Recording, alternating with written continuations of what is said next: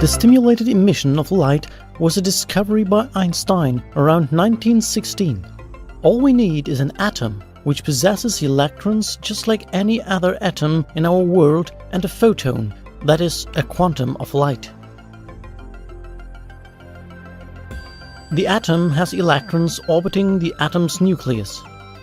For a better understanding, the Bohr model of the hydrogen atom will be used. The hydrogen atom has only one electron. The atom and the electron are in the ground state, namely E0. However, an electron may have other discrete values of energy. For this example, two energy levels will suffice, E1 and E2. An electron can be excited to a higher energy level by absorbing a photon whose energy is equal to the energy difference between the levels. The electron is said to be excited. However, after a very short time, the excited electron will go to the lower energy level by emitting a photon equal to the energy difference. This is called spontaneous emission. But when an atom absorbs a photon, and after a short time another photon is absorbed, a stimulated emission will be the result. The newly created photon has the same phase, frequency, polarization, and direction as the second photon. So it's a copy.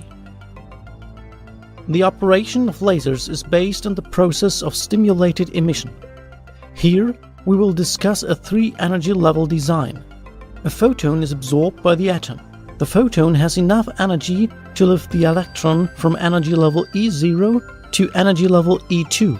Shortly afterwards, the electron jumps into energy level E1. This can occur without emission of a photon. A laser device is made up of several components.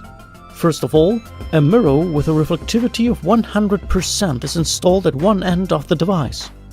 Furthermore, we need a gas, a liquid or a solid that serves as the gain medium and creates identical photons. Another mirror with a reflectivity of about 98% must be installed at the other end of the gain medium. Another part we need is an energy source in order to use photons to raise electrons from a lower energy level to a higher one, a process called optical pumping. Now, let's have a look at the inside of the gain medium. The atom and the electron are in the ground state. Now, optical pumping that is emitting energy in the form of photons, is used to raise the electron into a higher energy level. In this case, its energy level is E2. After a short period of time, the electron jumps into energy level E1 without emission of a photon. Consequently, the process of optical pumping cannot cause stimulated emission because there are two different amounts of energy present. The electron will maintain its energy level E1 for some time. Then, the atom will spontaneously emit a photon in a random direction as it relaxes to a lower electronic state. This photon may interact with an excited atom that hasn't emitted a photon yet. So, the photon hits the excited atom and causes a stimulated emission because the photon has the exact amount of energy to do that. Only photons emitted in a direction perpendicular to the mirrors will be reflected. The reflected photons initiate a chain reaction to produce more and more photons of the same kind. Furthermore, only photons with the same amount of energy and the same momentum will be part of the chain reaction. That's the reason why laser beams are strongly coherent and monochromatic. A very important aspect is the fact that many atoms must be in an excited state. For a laser to work, more atoms must be in an excited state than in lower energy states. This is called population inversion. The semi-transparent mirror allows some of the laser energy to be emitted while bouncing most of it back through the laser.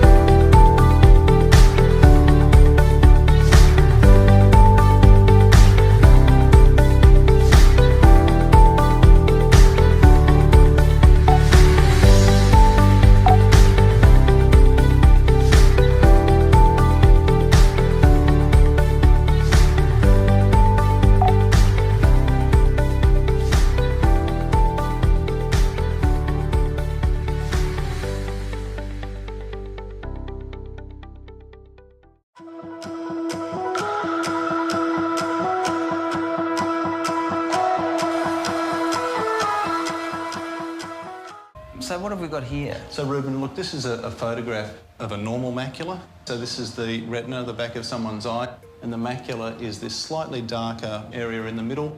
So even an area of damage the size of a pinhead in here would mean that you would be unable to read with that eye. So show me an eye that's had some laser damage. Yeah, so this is a young boy who was playing with laser pointers with a friend and unfortunately had the laser shone directly into his eye. The laser burned the young boy's macula, leaving him with a permanent eye injury. He'll never read with that eye again. As bad as this injury is, though, it could be worse. In extreme cases, lasers can cause macular holes, where the laser beam actually burns right through the macula. So this is really good evidence that these things just aren't toys, are they? Exactly, and particularly they shouldn't be given to children to use unsupervised because it's hard to make sure that they don't shine them in someone's eye. So don't let the beauty of lasers blind you to their danger. If you really need a laser pointer, make sure you buy it from a trustworthy Australian retailer and never give it to your kids. The risk simply isn't worth it.